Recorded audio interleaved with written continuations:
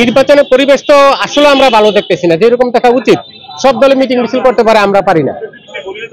সব দলে জনসংযোগ করতেছে, আমরা পারি না করতে। তো আমরা তো ভালো কিছু দেখতেছি না। ডক্টর নিউজের কাছে যেটা আশা করেছিলাম যে উনি তত্ত্বাবধায়ক সরকার আইসা দেশে একটা শান্তি ফিরে আইব, দেখেন সব জায়গায় নৈরাজ্য, কোথাও তো শান্তি নাই। ভালো কিছু তো উপহার দিতে পারে নাই তারা। আওয়ামী লীগে যদি ভালো, সবাই তো আর খারাপ না। যারা অপরাধ করছে, যারা এমপি ছিল, মন্ত্রী ছিল, যারা অপরাধ করছে তাদের তো অ্যারেস্ট হয়েছে, তাকে বিচার হোক। কিন্তু একটা দল তো বাতিল করতে পারে না,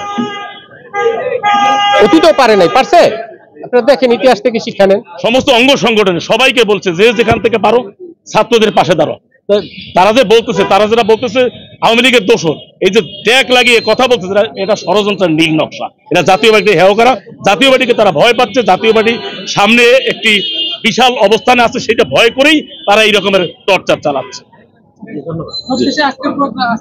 আজকের প্রোগ্রামেও বিগত সময় যে কটা প্রোগ্রাম হয়েছে আপনারা দেখেছেন, সবকটা প্রোগ্রামে তারা সহিংস আচরণ করেছে, অগ্নিসংযোগ করেছে, এবং আজকে আমরা সেটা মাথায় রেখেই আমরা এখানে প্রোগ্রাম আমরা করতে যাচ্ছি। হতেও পারে, বাট আমরা সবসময় শান্তপ্রিয় দল।